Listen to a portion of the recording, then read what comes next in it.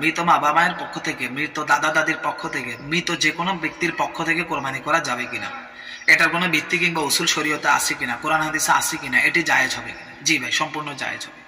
হাদিস শরীফের মধ্যে স্পষ্টভাবে এই ব্যাপারে বর্ণনা পাওয়া যায়।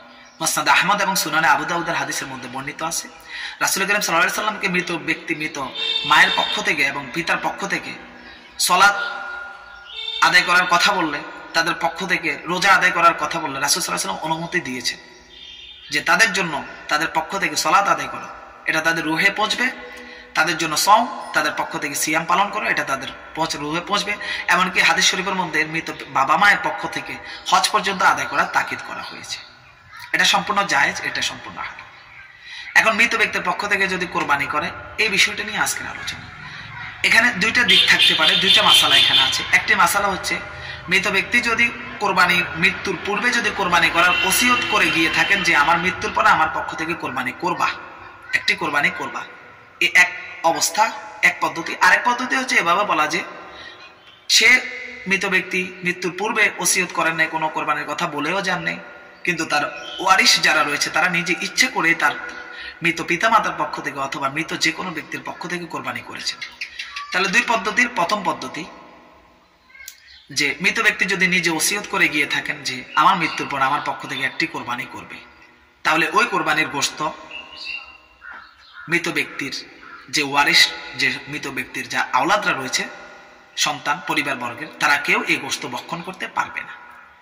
তার ওসিয়ত করার কারণে এটা তার ওসিয়তের সাথে খাস হয়ে গেছে, এটা নজর মান্যতের হুকুমের পর্যায়ে চলে গেছে।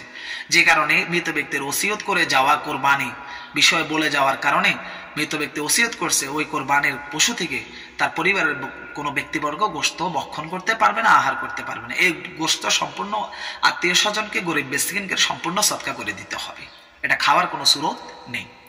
দ্বিতীয়টা হচ্ছে, যদি কোনো মৃত ব্যক্তি যদি নিজে বলে গিয়ে না থাকেন, এমনি তার ওয়ারিশের মধ্য থেকে কেউ যদি তার মনে চেয়েছে মৃত্যুর পক্ষ থেকে কোরবানি করবে, তাহলে এই কোরবানিটা করা জায়েজ হবে এবং এটা নফল হিসেবে গণ্য হবে, এবং এই গোশতটা থেকে পরিবারের সকলে খেতে পারবে, আত্মীয় স্বজনকেও দিতে পারবে, গরিব মিসকিনকেও দিতে পারবে। এই হচ্ছে ভাই মূল মাসালা এবং মূল আলোচনা। এই আলোচনাগুলো মুসনাদে আহমদের মধ্যে হাদিসের আলোকে করা হয়েছে, এমনিভাবে ইলাউস সুনান কিতাবের মধ্যেও এই সমস্ত হাদিসগুলো বর্ণিত রয়েছে। এভাবে বিখ্যাত আমাদের ফতোয়ার কিতাব, ফিকার কিতাব রদ্দুল মুহতারের ৬ষ্ঠ খণ্ড ৩২৬ পৃষ্ঠার মধ্যে এই আলোচনাটি করা হয়েছে। ফতোয়া কাজী খানের ৩য় খণ্ড ৩৫২ পৃষ্ঠার মধ্যে এই আলোচনাগুলো করা হয়েছে। ওই আলোচনাগুলো সারসংক্ষেপ হিসেবে আমি আপনাদের সামনে আলোচনাগুলো পেশ করেছি। ভাই যদি ভালো লাগে এখনই শেয়ার করুন, বাকি ভাইরাও যাতে উপকৃত হতে পারে। আর একটি বিষয় আপনাদেরকে বলছি, কোনো বিষয় অস্পষ্ট থাকলে অবশ্যই কমেন্ট করবেন, আর ভিডিওটিতে লাইক করবেন।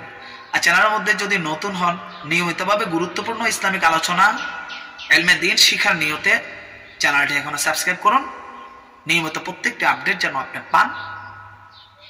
আগামী কোনো পর্বে দেখা হবে, সে পর্যন্ত আল্লাহ সবাইকে ভালো রাখুক, সুস্থ রাখুক। আল্লাহ হাফেজ।